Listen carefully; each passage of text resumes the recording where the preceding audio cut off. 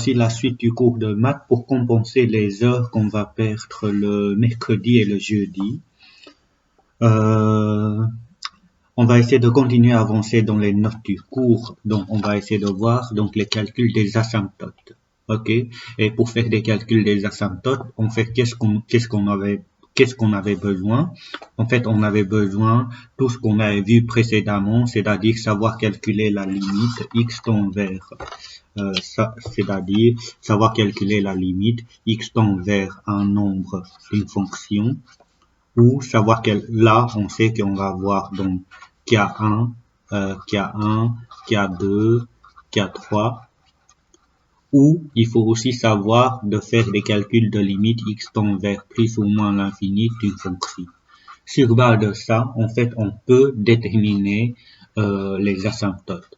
Maintenant, pour une question notation, et à savoir, en fait, il existe trois types d'asymptotes. Ok, et il y a ce qu'on appelle asymptote verticale, c'est quelque chose.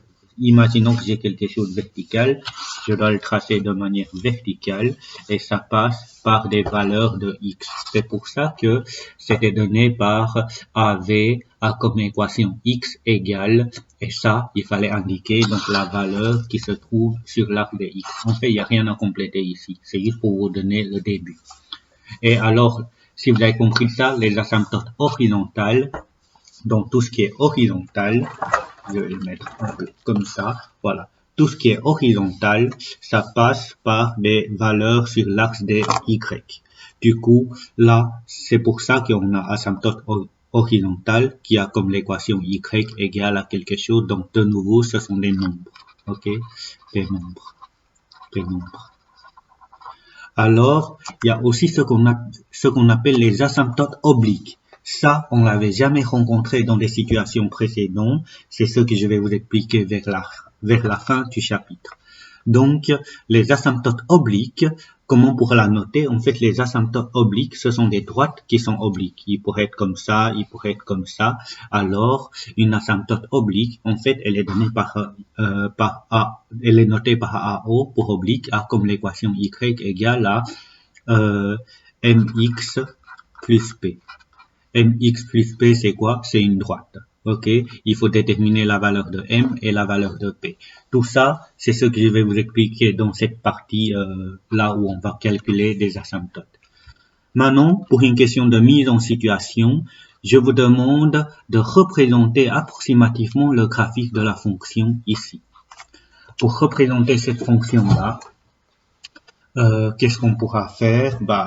On pourra utiliser déjà tout ce qu'on avait vu précédemment, c'est-à-dire on pourra déjà calculer la condition d'existence pour avoir le domaine. La condition d'existence nous dit que x carré moins x moins 12, il doit être différent que 0. Et si je voulais voir comment est-ce que ça soit différent que 0, je dois chercher delta qui est égal à moins 1 au carré, moins 4 fois 1 fois moins 12. Et je vais trouver 49. Ensuite, x1, x2, ça nous donne donc moins b, c'est-à-dire 1, plus ou moins racine carrée de 49, c'est-à-dire 7, tout sur 2 fois 1, donc 2. Ça nous donne donc 1 plus 7, 8, divisé par 2, 4. 1 moins 7 moins 6 divisé par 2 moins 3. Du coup, le domaine de la fonction, c'était tous les réels sauf moins 3 et 4. Ok, comme ça on a le domaine.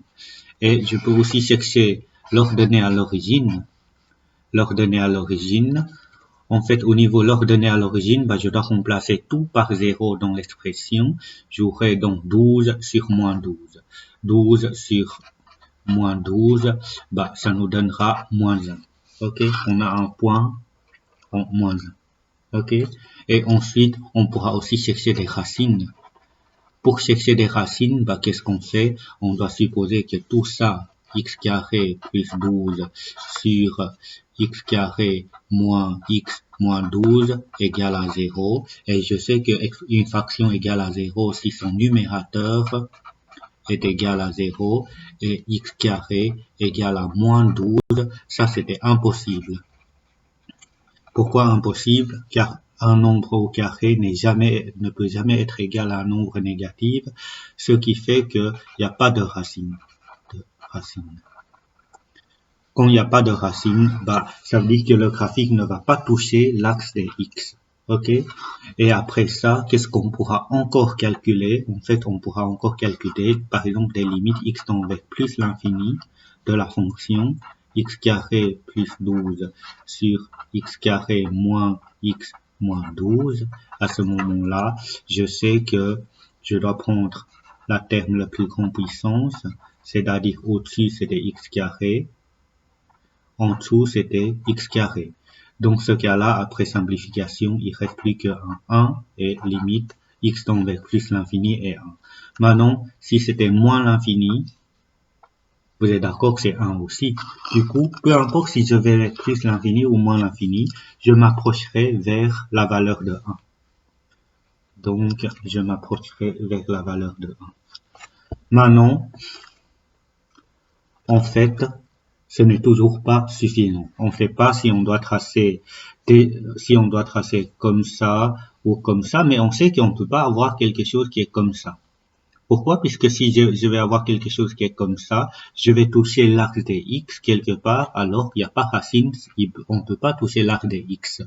Du coup, on va avoir quelque chose peut-être qui est comme ça, quelque chose qui est comme ça. Maintenant, le reste, dans la zone ici, on sait rien.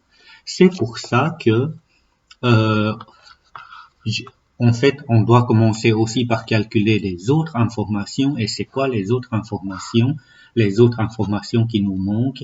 En fait, on pourra aussi voir quel est le comportement, comment le graphique s'évolue autour des valeurs moins 3 et 4 qui n'étaient pas dans le domaine.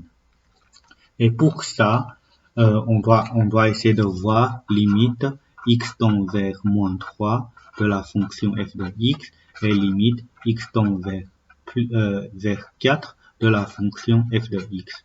On doit voir ce que ça donne et ça nous donnera aussi des idées. Mais d'une manière générale, une mise à situation juste pour vous montrer, si on fait n'importe quoi, si on essaie de tout appliquer, on va pas y arriver. Du coup, il faut une structure, il faut vraiment savoir comment on pourra construire des graphiques de manière intelligente. C'est ça le but. Ok? Et une première chose qu'on pourra faire, c'est de voir au niveau des asymptotes. Du coup, voilà. Là, je sais pas. On va le laisser. Je vais essayer de vous donner plus d'informations. Maintenant, imaginons que c'est pas, après avoir essayé, voilà. Je vais vous donner maintenant une idée comment on pourra la représenter, sachant que nous avons trois asymptotes, ok, pour cette fonction-là. Donc, c'est la fonction qui se trouve, qu'on avait étudié tantôt. Donc, la première asymptote verticale qui se situe en x égale à moins 3, je vais d'abord la tracer. On va le tracer. En x égale à moins 3, on a une asymptote verticale. Voilà. Ensuite, en x égale à 4, on a une autre asymptote verticale. Là déjà, pourquoi moins 3 et 4? Ça c'est puisque si je fais la condition d'existence comme ce que je fais tantôt, on constate que x ne peut pas être égal à moins 3 ni 4. Donc à ce moment-là, ça donne une indication. En fait, on n'est pas sûr d'avoir des asymptotes, mais en tout cas, c'est possible d'avoir des asymptotes verticales en moins 3 et 4. Mais on n'est pas sûr. Ici, c'est un exemple où tous les deux existent, mais il y a des exemples où il y en a juste une des deux, où il n'y en a pas du tout d'asymptote verticale. Tout dépend des situations. En plus, j'ai une asymptote horizontale. Donc, je sais que j'ai une asymptote horizontale en y égale à 1. Je vais le tracer en y égale à 1. Ça, c'est ce qu'on avait vu tantôt aussi. Je vais vous montrer juste après avoir tracé ceci.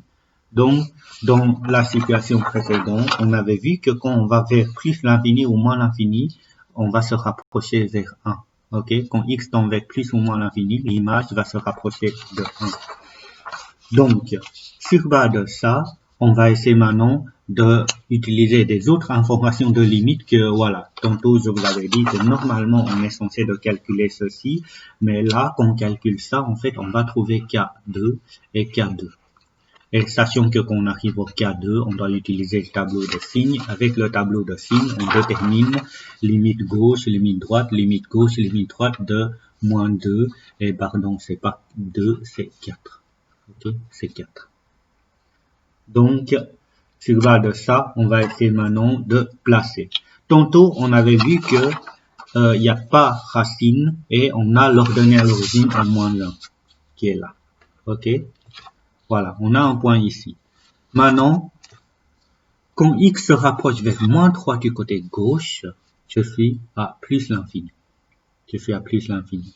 Donc, quand je vais vers moins 3 du côté gauche, je dois aller vers plus l'infini. Et quand je m'approche vers moins 3 du côté droite, je vais aller vers moins l'infini. Donc, vers moins 3 du côté droite, j'aurai moins l'infini. Ok? Et ensuite, en 4 du côté gauche, j'ai moins l'infini.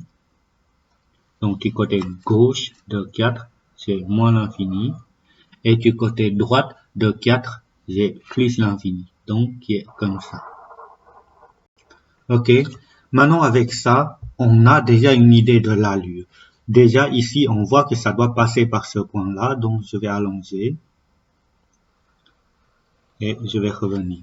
Donc, ça, c'est déjà un premier morceau. Mais bien sûr, si c'était plus pointu ou plus arrondi, c'est pas le but. Ok? Le but, c'est avoir une allure. Et ici, je vois que je descends et je peux, voilà. Et je sais que quand je vais vers plus l'infini, je dois me rapprocher vers 1. Du coup, quand je vais vers plus l'infini, je dois me rapprocher vers 1. Voilà. Plus je vais loin, plus je m'approche vers 1 et pareil vers le moins l'infini. Ok? Voilà. Comme ça, vous avez l'allure de la fonction. Maintenant, ici, vous pouvez dire, ah oui, monsieur, pourquoi on va s'arrêter à ce point-là, on va pas continuer. On peut continuer jusque là et on descend, c'est pas grave, c'est même l'idée, mais il faut jamais dépasser l'arc des x. La raison pour laquelle on ne peut pas dépasser l'arc des x, c'est que il n'y a pas racine. Ok, pour cette fonction-là, il n'y a pas racine, donc on ne doit pas toucher l'arc des x. Voilà, ça, c'était une introduction. Maintenant, les intérêts des asymptotes, en fait, les intérêts des asymptotes, c'est que cela donnera une idée. Donc, cela donne des idées sur l'allure du graphe,